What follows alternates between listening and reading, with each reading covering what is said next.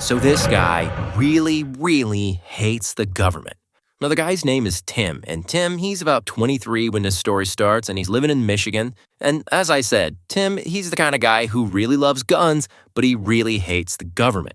So one day in 1991, he gets out of the army, and he becomes sort of a drifter and a regular on the gun show circuit, where he's traveling from state to state and from gun show to gun show.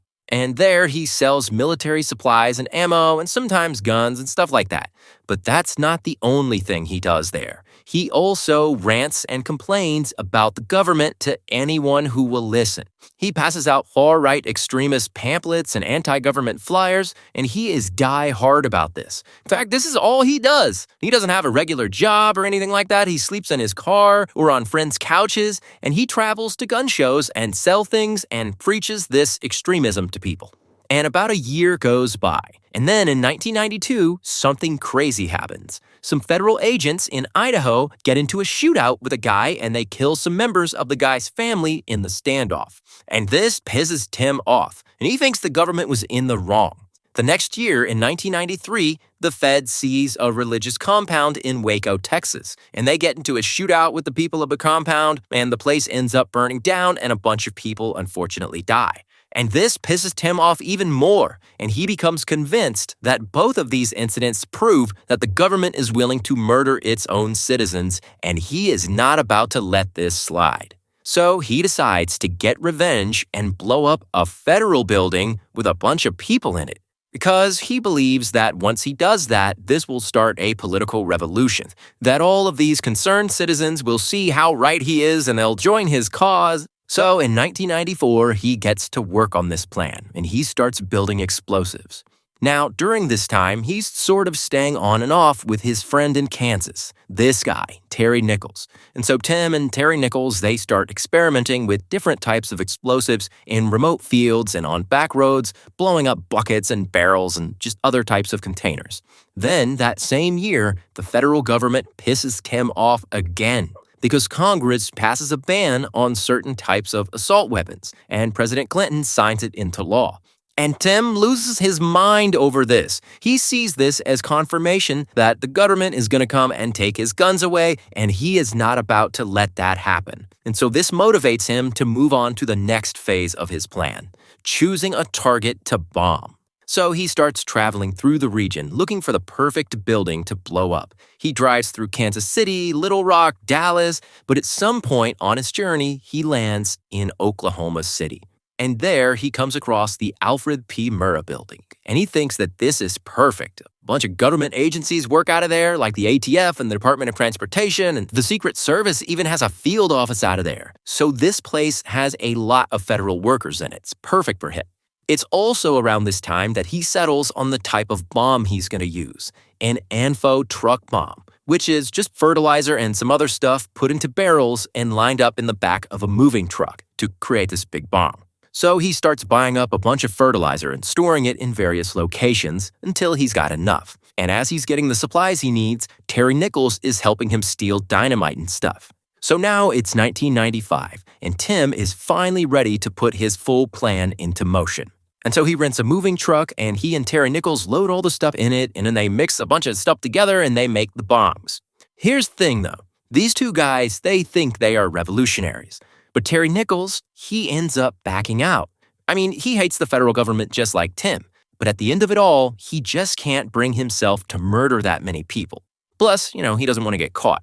Now, he doesn't try to stop Tim from pulling off this attack or anything, like he doesn't report him to the police. He just doesn't want to commit the crime himself. So then, Tim gets in the moving truck, and he drives from Kansas down to Oklahoma, and he parks in Ponca City, and he sleeps in the truck. Early the next morning, he drives this truck all the way to Oklahoma City to the Alfred P. Murrah Federal Building, and he parks it out front. Then, he lights the fuse that's supposed to set off the bomb, and he calmly walks away. And he walks like 7 to 8 blocks toward a getaway car that he had parked. And then suddenly, kaboom, the moving truck explodes. And this explosion is so big that it can be felt for miles. It immediately shatters windows across a 20-block radius, and dark smoke fills the area, and everyone feels the ground shake. And they're like, what was that? And the Murrah building, Tim's target, collapses almost instantly. Floors pancake downward onto one another, and this leaves a large void where offices had once been. And about 600 people, mostly civilian federal workers, are working in the building that day, and a lot of them are trapped under the rubble. And the worst part is that the building also has a daycare for the federal workers' kids. And it has a little over 20 kids in it, and a lot of them are trapped too. So emergency service workers show up, and there's a whole rescue mission, and they're pulling people out of the rubble one by one. And they rescue a lot of them, but unfortunately, this bomb ends up killing 168 people, including 19 kids. Meanwhile, Tim makes it to his getaway car and gets in real calm, and he drives away. And he merges onto the highway, and he blends in with the rest of traffic, and no one suspects he did anything wrong. Everyone is too focused on the chaos of the bombing right now. So he keeps driving north, and about an hour and 20 minutes pass. And suddenly, he sees flashing blue lights behind him. He's being pulled over. This dumb motherfucker is not only driving above the speed limit, but his getaway car doesn't have a license plate on it. So this highway patrolman pulls him over, and he makes him get out of the car, and the two men, they're standing in between both their cars, and the officer notices that he's got a bulge in his jacket. So he asks him if he's got a weapon. And Tim actually says he does. So the officer detains him, and he searches him, and he finds that he has a gun on him. And so, bam, the officer arrests him. Here's his mugshot.